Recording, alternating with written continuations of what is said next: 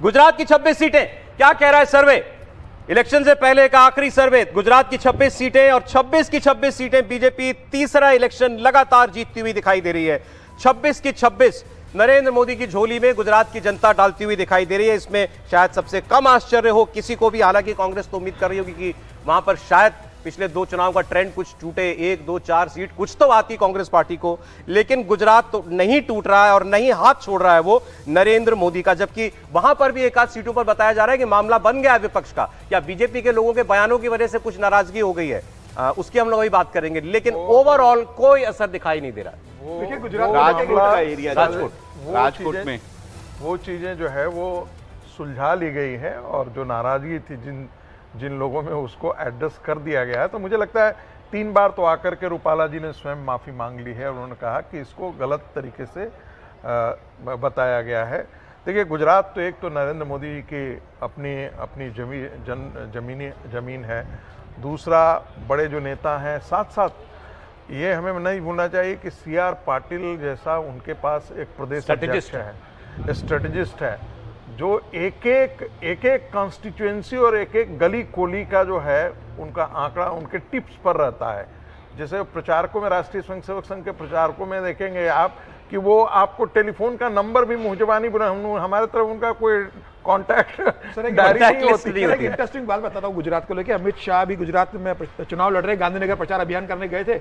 उसके बाद उन्होंने संगठन की बैठक बुलाई और 26 सीटों का हाल पूछा संगठन से। तो प्रदेश अध्यक्ष थे, संगठन महामंत्री थे, बाकी पार्टी के पदाधिकारी थे। तो सबने कहा सर 26 की 26 सीटें हम बहुत आराम से जीत रहे। तो अमित शाह नाराज हो गए।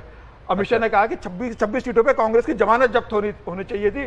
आप जीतने की बात कर रहे, बोले आपने किया क्या 5 साल? बोले कभी संतुष्ट नहीं हो, बोले मैं आपसे कह के कहीं नहीं है कि बोले जीतेंगे तो हमें, बोले आप नहीं रहेंगे तब भी हम जीतेंगे। बोले टारगेट तो ये था कि 26 की 26 सीटें पे कांग्रेस की जमानत जब्त। 26 की 26 जीत रहे हैं, गृह मंत्री को नाराजगी इस बात पर है कि तुम जमानत क्यों नहीं जब्त करा रहे हो कांग्रेस पार्टी? कहा ही जाता है बड़ा है तो बेहतर है, तो जीत हार का अंतर और बड़ा हो तो ये तो होता ही है। निर्णय कपूर जुड़ गए हमारे सहयोगी और गुजरात के हमारे वेस्ट इंडिया के एडिटर भी हैं।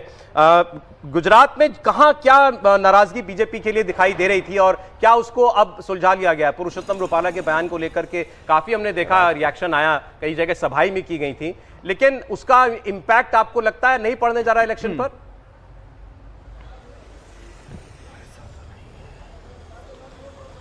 देखिए सौरभ, इम्पैक्ट नहीं पड़ेगा ऐसा तो हम नहीं कह सकते, क्योंकि जिस प्रकार से नाराजगी दिख रही है समाज के इस इतने बड़े वर्ग में, लेकिन वो इम्पैक्ट किसी प्रकार से सीटों को हिला देगा वो दिख नहीं रहा है।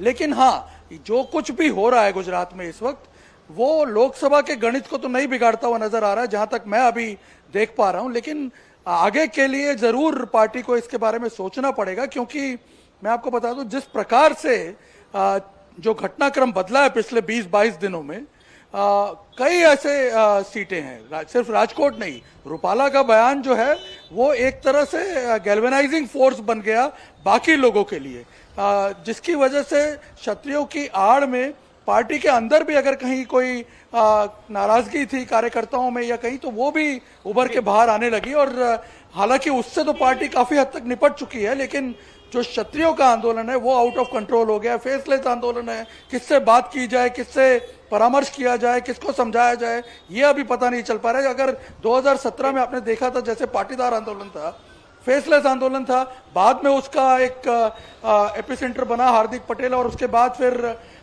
उसने जिस तरह से मूवमेंट को आगे उस फोर्स मिला उस मूवमेंट को, और उस टाइम हमने देखा था पाटीदार नेता जिस तरह से लाचार नजर आ रहे थे बीजेपी के। इस बार हम देख रहे हैं कि जितना भी क्षत्रिय नेतृत्व है पार्टी का वो लाचार नजर आ रहा है, और इस वजह से कोई मेरे पास समय कम, माफी चाहता हूं, आपको रोक रहा हूं बीच में। आपने कहा कि ऐसा नहीं है कि इसका असर नहीं है, नाराजगी भी है, उसको लेकर मोबिलाइजेशन भी जगह जगह हो रही है, लेकिन उसको शांत करने के भी प्रयास किए गए और गोपाला साहब ने ही माफी मांग ली है, और इलेक्शन पर शायद ऐसा असर ना पड़े कि ये हार जीत का अंतर बन जाए। बहुत शुक्रिया आपका निर्णय कपूर।